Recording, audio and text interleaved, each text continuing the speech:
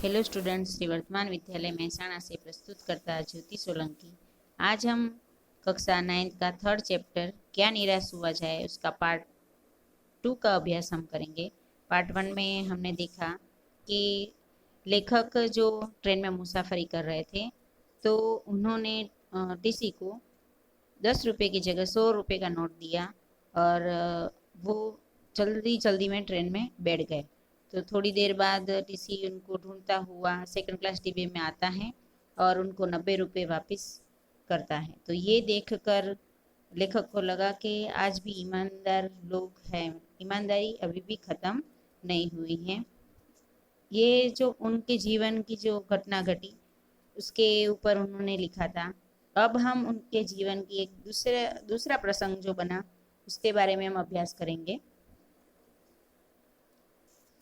क्या निराश हुआ जाए उसमें हम देखें कि लेखक एक बार बस में यात्रा कर रहा था। मेरे साथ मेरी पत्नी और 3 बच्चे भी थे।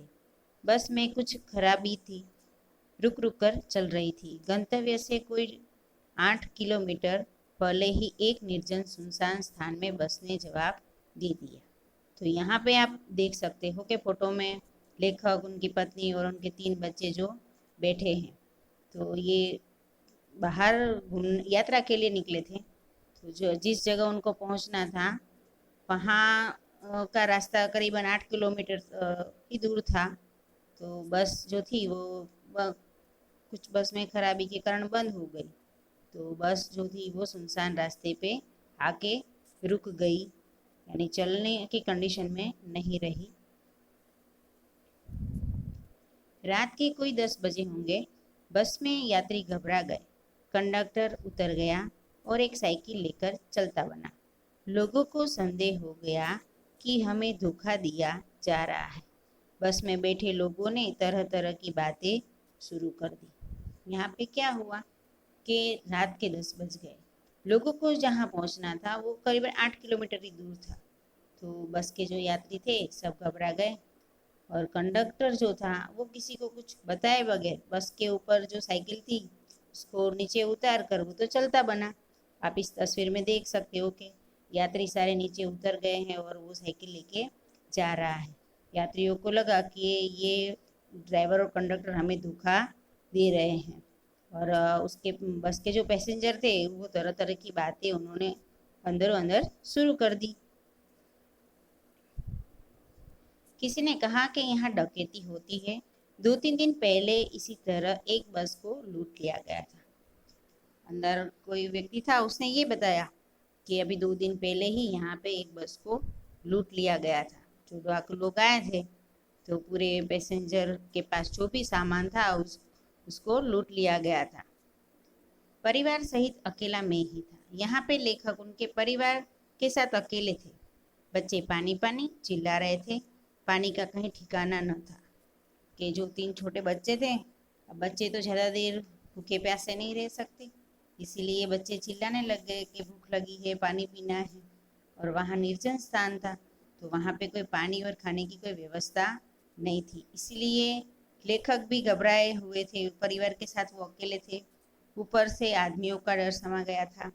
जो सब पैसेंजर जो थे वो तरह तरह की बातें भी कर रहे थे, इसलिए एक डर भी था लेखक के अंदर भी।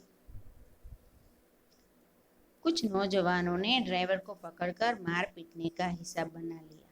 उसके अंदर कोई नौजवान यानी युवान पैसेंजर भी थे। तो उन्होंने सोचा कि चलो हम ड्राइवर को पकड़कर मारते हैं और बोलते हैं कि तूने ऐसा हमारे साथ क्यों किया, क्योंकि घटना ऐसी घटी, किसी ने ऐसा बताया कि 2 दिन पहले ही बस को लूट लिया गया था। तो पैसेंजरों को लगा कि हमारे साथ भी ऐसा तो नहीं होगा ना। तो सब नौजवान जो थे उन्होंने सोचा कि हम ड्राइवर को पकड़कर पहले मारते हैं। ड्राइवर के चेहरे पर की हवाइयाँ उड़ने लगी। जो ड्राइवर था बेचारा, तो उसके चेहरे पर की हवाइयाँ उड़ना ये मुहावरा है जिसका अर्थ होता है कि चेहरे का रंग फीका पड़ना। अब इतने सारे बस के पैसेंजरों के बीच में ड्राइवर अकेला था तो सही बात है कि उसके चेहरे का रंग तो फीका पड़ ही जाएगा। उसके अंदर भी डर था। लोगों ने उसे पकड़ लिया। जो नौजवान पैसेंजर थे उन्होंने पकड़ पकड़ लिया उसको वह बड़े कातिर ढंग से मेरी ओर देखने लगा। जो ड्राइवर था बेचारा, वो कातिर ढंग से देखना ये भी एक मुहावरा है जिसका अर्थ होता है भयभीत होकर देखना। वो बेचारा भयभीत होकर लेखक के सामने देखने लग गया। हम लोग बस का कोई उपाय कर रहे हैं, बचाइए, ये लोग मारेंगे। उसने लेखक को बोला कि आप हमें बचाइए, हम आपके साथ कोई ऐसा व्यवहार करने वाले नहीं है। बस में खराबी हुई है, इसीलिए उसको सही करने का हम उपाय कर रहे हैं। ये लोग मुझे मारेंगे, आप मुझे बचाइए।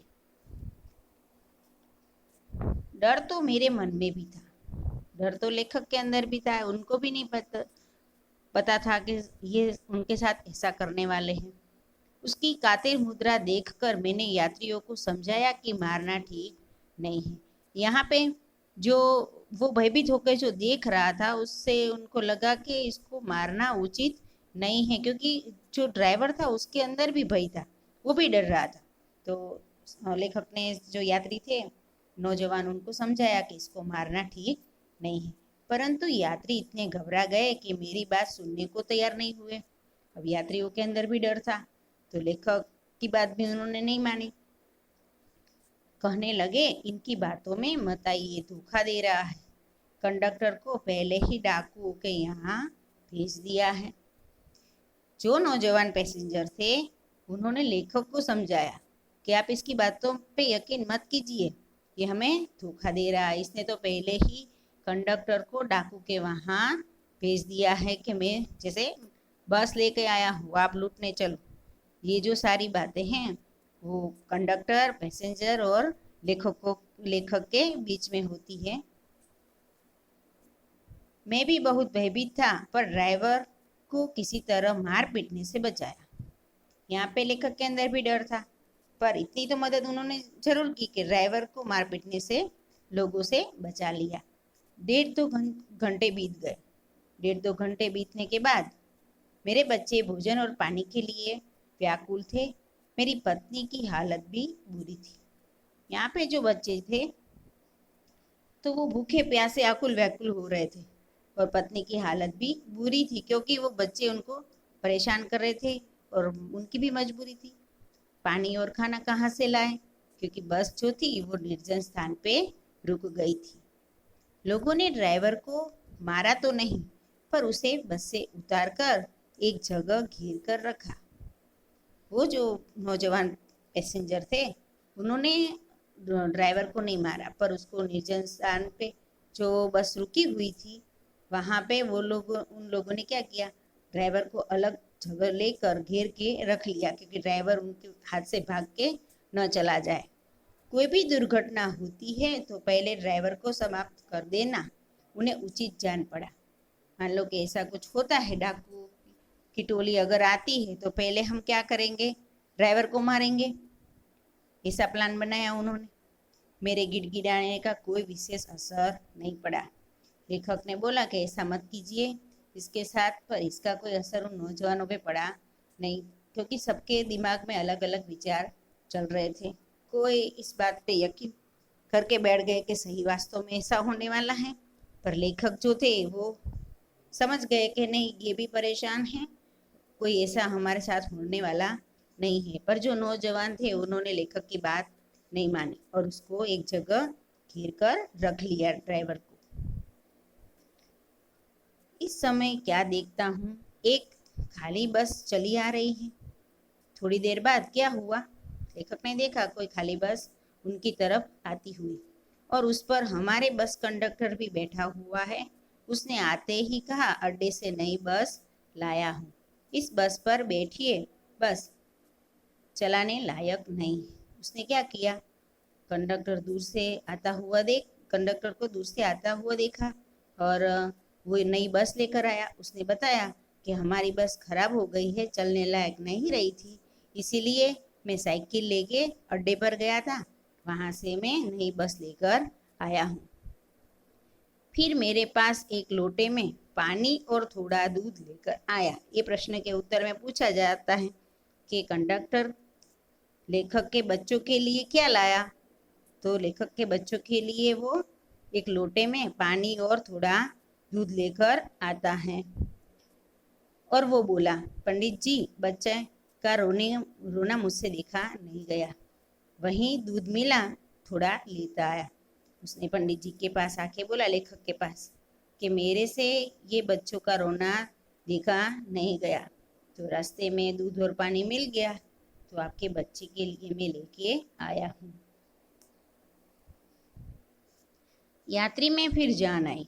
सब यात्री में जान आई कि बस हमारे साथ कोई ऐसी घटना घटने वाली नहीं है। उनके अंदर जो डर था कि डाकू लोग आएंगे और हमारी बस को लूट लिया जाएगा, तो वो जो डर था वो उनका शांत हो गया। सबने उसे धन्यवाद दिया, ड्राइवर से माफ़ी मांगी और 12 बजे से पहले ही बस सब लोग बस अड्डे तक पहुंच गए।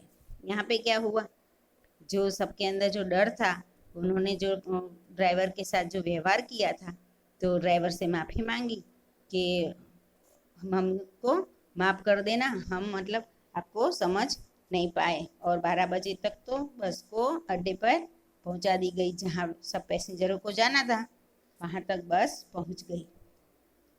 कैसे कहूँ कि मनुष्यता एकदम समाप्त हो गई है। कैसे कहूँ कि लोगों में दया माया रही नहीं गई है। जीवन में जाने कितनी ऐसी घटनाएं हुई है जिन्हें मैं भूल नहीं सकता। यहाँ पे लेखक कहते हैं कि मैं कैसे कहूँ कि मनुष्य के अंदर इंसानियत समाप्त हो गई है।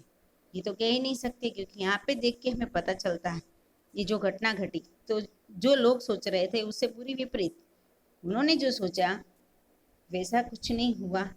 वो बच्चों के लिए दूध और पानी भी लेकर आया, नई बस भी लेकर आया। तो ये घटना देख कर लेखक कहते हैं कि मैं कैसे कहूँ कि इंसानियत एकदम समाप्त हो गई।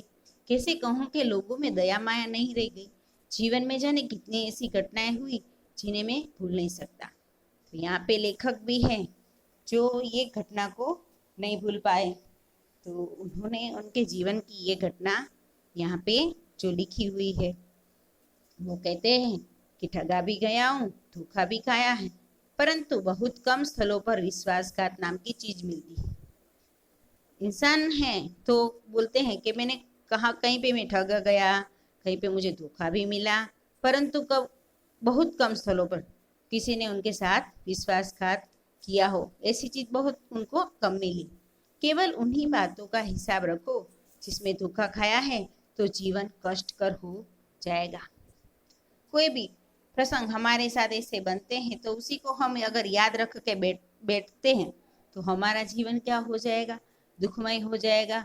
उसी घटना को बार बार याद करते रहेंगे तो हमारा दिमाग क्या होता है, खराब रहता है, अपसेट रहता है। तो ऐसी घटनाओं को हमें भूल जाना है, अच्छी बातों को ही हमारे जीवन में हमें याद रखना है। परंतु ऐसी घटनाएं भी बहुत कम नहीं है जब लोगों ने अकारण सहायता की। यहाँ पे लेखक कहते हैं कि बहुत ऐसी घटनाएं भी बहुत कम है, कम नहीं है कि अकारण लोगों ने मतलब सहाय की हो, निराश मन को ढाढ़स दिया है और हिम्मत बंधाई है। यहाँ पे जो ये मुहावरा है कि ढाढ़स बांधना यानी तसल्ली देना, तो कैसे कहूँ मन को मैं कि तू निराश जो हो रहा था, तो ये मन ने मुझे तसल्ली भी दी ऐसी घटनाओं ने, कि वास्तव में जो चोरी डकैती फरे भ्रष्टाचार के जो समाचार पत्रों में न्यूज़ भरे पड़े रहते हैं, तो मतलब कैसे मैं मानूं कि इंसानियत खत्म हो गई है। ये जो प्रसंग देख के लेखक को लगा कि आज भी लोगों के अंदर दया माया और लोगों के प्रति जो सहायता का भाव है, ईमानदारी है, वो आज भी लोगों के बीच में हमें मिल जाती है। ऐसे ईमानदार लोग हमें मिल जाते हैं। कविवर रविंद्रनाथ ठाकुर ने अपने प्रार्थना गीत में भगवान से प्रार्थना की थी कि संसार में केवल नुकसान ही उठाना पड़े, धोखा ही खाना पड़े, तो ऐसे अवसर पर भी हे प्रभु मुझे इतनी शक्ति दो कि मैं तुम्हारे ऊपर संदेह ना करूं। यहाँ पे लेखक ने रविंद्रनाथ ठाकुर ने जो लिखा था प्रार्थना गीत, उसमें भगवान से उन्होंने प्रार्थना की थी कि हे भगवान, हे ईश्वर, संसार में केवल नुकसान ही उठाना पड़े, धोखा ही खाना पड़े, तो ऐसे अवसर पे भी हे प्रभु मुझे शक्ति देना कि हे ईश्वर मैं तेरे ऊपर संदेह ना करूं, कि जो भी होता है वो अच्छे के लिए होता है। हम जो सोचते हैं कभी ऐसा नहीं भी होता है, वो हमारे दिमाग के विचार होते हैं। वास्तव में ऐसी घटना कभी नहीं भी होती है। तो यहाँ पे रविंद्रनाथ ठाकुर ईश्वर को कहते हैं कि हे प्रभु, ऐसी भी कोई घटना मेरे साथ घटती है तो आपके ऊपर से मेरा विश्वास कभी उठ न जाए। हे प्रभु, तू मुझे इतनी शक्ति देना कि करने वाला मारने वाले से बचाने वाला हमेशा बड़ा होता है। तो यहाँ पे उन्होंने प्रार्थना की ईश्वर से, हे प्रभु, तू मुझे इतनी शक्ति देना कि मैं तेरे ऊपर कभी शंका न करूं। अस्तु, धन्यवाद। इसका जो स्वाध्याय है वो आपको पूरा नोटबुक में लिखना है और इसके मुहावरे के अर्थ भी जो है वो भी आपको आपकी नोटबुक में लिख लेना है वाक्य प्रयोग के साथ।